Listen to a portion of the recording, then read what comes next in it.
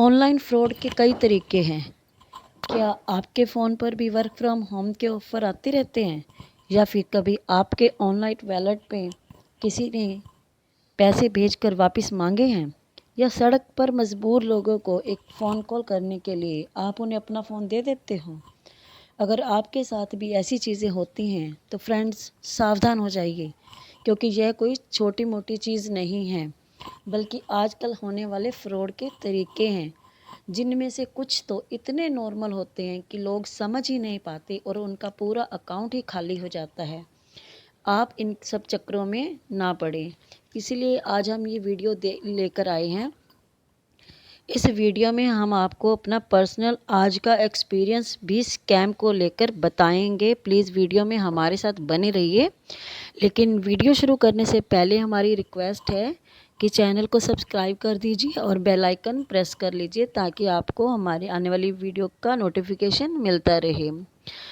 हाँ जी, जब से कोरोना काल आया है तब से देखो ऑनलाइन जो वर्क फ्रॉम होम है उसका प्रचलन हो गया है। तो सबको ही ऐसे एक मन में ऐसे बैठ गया कि घर बैठ के काम करो, आरामदारी जिसको आप कहते हो, है ना। तो उसी का फ़ायदा वो स्कैमर्स उठा रहे हैं। पहले तो आपको लालच देते हैं, घर पे काम करके पैसे देने का लालच देते हैं, 1000-2000 दे भी देते हैं, ठीक है। आपको मैसेज दिखाए जाते हैं कि हमने इतने कमा लिए, इतने कमा लिए, बैंक अकाउंट की आपको डिटेल दी जाती है, लेकिन सब फ्रॉड होता है, कुछ नहीं होता। तो में भी हो सकता है कि 100 में से 1% कोई सही भी हो, 2% कोई सही भी हो, लेकिन ज़्यादातर की जब हम बात करें, जैसा आज का टाइम चल रहा है, तो सब स्कैमर ही हैं। पहले तो आपको 2-3 हज़ार का लालच देंगे, कुछ दिनों की पेमेंट भी दे देंगे, लेकिन बाद में आपसे बहुत सारा पैसा ऐंठ लेते हैं। और जब आप उन्हें दोबारा फ़ोन कॉल करते हो, देखो कोई भी कंपनी है आपसे पैसा नहीं लेती, लेकिन आपसे ऐसे पैसे लेकर उसके बाद ना तो वो आपको वर्क फ्रॉम वाला ऑफिस दिखाई देगा, ना ही वो इंसान जिसके साथ आपने फ़ोन पे बात की होगी या जिसने आपको वर्क फ्रॉम होम पे लगाया होगा, ठीक है ना। तो दूसरा है कि पार्सल कैंसिल करना हो तो ओटीपी दीजिए। ये आपने सबने सुना ही होगा। एक सीरियल में भी मैंने ऐसा देखा था कि एक सीरियल आता है ना, वो तारक मेहता का उल्टा चश्मा, उसमें भी मैंने ऐसे देखा। और पार्सल कैंसिल करना हो तो ओटीपी, आपके दरवाजे के बाहर डोरबेल बजी और पार्सल आया, आपने कहा ये पार्सल तो मैंने ऑर्डर ही नहीं किया। वो कहेगा अच्छा, जो अगर पार्सल को आपको कैंसिल करना है तो ओटीपी दीजिए। तो आप बिना सोचे समझे उसे ओटीपी दे देते हैं, और ओटीपी देने का मतलब तो आप जानते ही हैं कि उसके बाद क्या होता है, ठीक है ना। अगर आपके साथ भी ऐसा होता है तो आप कभी भी ओटीपी मत दीजिए। अगर वो आप बोल रहे हो कि पार्सल मेरा नहीं है और वो बोले कि ओटीपी दे दो, तो आपको कहना है कि अगर पार्सल मैंने ऑर्डर ही नहीं किया तो मेरा क्या रोल है इसमें। तो आप पुलिस से कंप्लेंट भी कर सकते हो। और फ्रॉड है, धोखेबाज है, तो पुलिस का नाम सुनते ही तुरंत भाग जाएगा।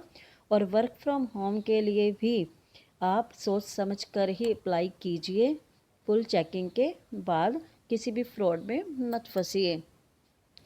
तो दूसरी बात यह है कि कई बार आपके साथ ऐसा हो जाता है कि कोई आपको कहता है कि मेरा फ़ोन ख़राब हो गया, मुझे एक बहुत ज़रूरी कॉल करनी है ना। तो आप उसको फ़ोन दे देते हो और आपके फ़ोन से ही वो 1-2 नंबर डायल करता है, जिससे आपके फ़ोन का नंबर किसी दूसरे के पास चला जाता है, सारी जानकारी उसके पास आपकी चली जाती है, ठीक है ना। तो उसके बाद देखिए सारी डिटेल उस आपके पास चली जाती है।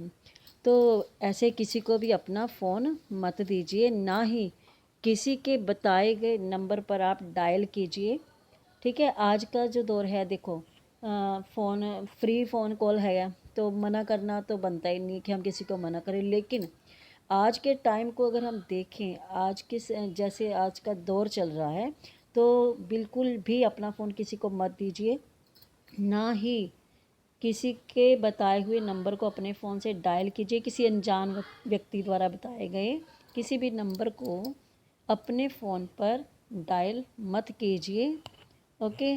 तो अगर आप नंबर डायल भी करते हो, फ़ोन नहीं भी देते हो, फिर भी आपकी जानकारी जो है दूसरे नंबर पर जा सकती है और आप परेशानी में फंस सकते हैं।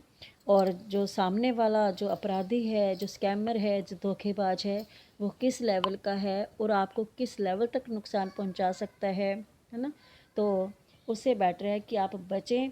अगर आपको कोई इतना लाचार, इतना मजबूर दिखता भी है कि आपको उसकी हेल्प करने की ज़रूरत लगती है, तो उसे पुलिस के पास ले जाइए ताकि उसकी कोई हेल्प हो जाए।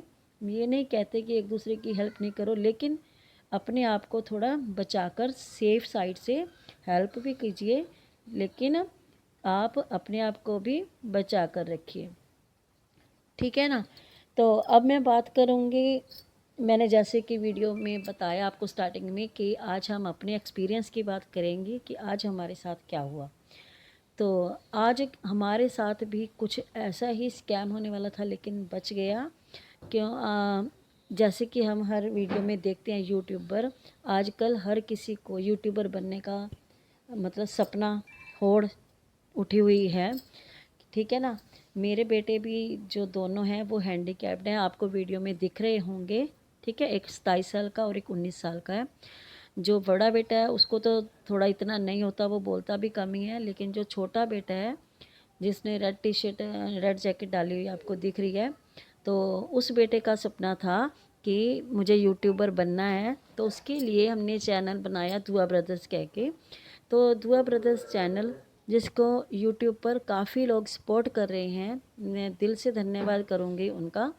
तो आज सुबह क्या हुआ, सब कहते हैं ना कि लाइव, आपको सबको पता है कि यूट्यूबर बनने के लिए 1000 सब्सक्राइबर और 4000 घंटे का वॉच टाइम चाहिए। तो वॉच टाइम कंप्लीट नहीं हो रहा। जैसे हम सबकी वीडियो से सीखने की कोशिश करते हैं, कौन क्या बताता है, क्या करना चाहिए हमें, तो हमने भी ऐसे सीखने की जब कोशिश की तो हमें ये पता चल रहा है कि लॉन्ग वीडियो से तो बढ़ता ही है चलो वॉच टाइम, लेकिन लाइव करने से ज़्यादा होता है।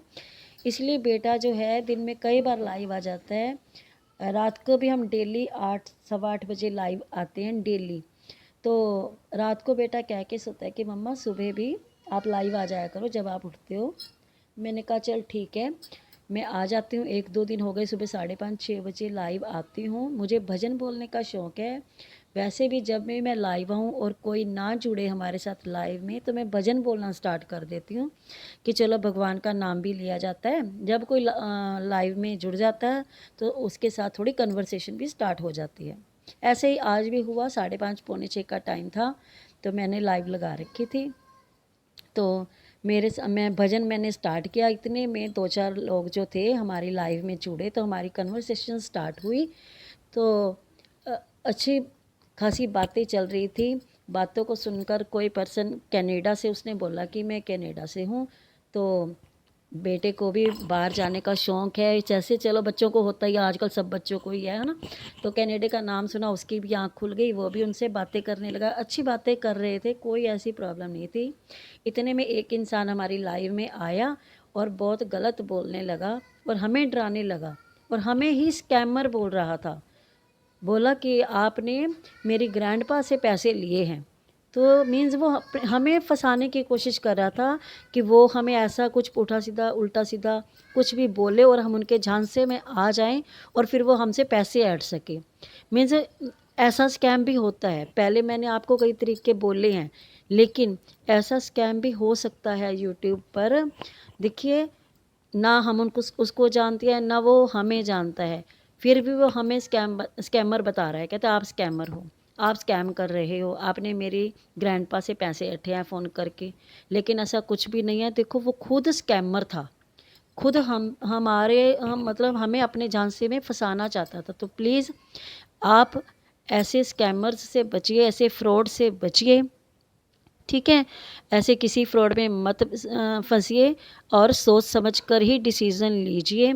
और मिलते हैं नेक्स्ट वीडियो में। तब तक अपना ध्यान रखिए। Take care and thanks for watching.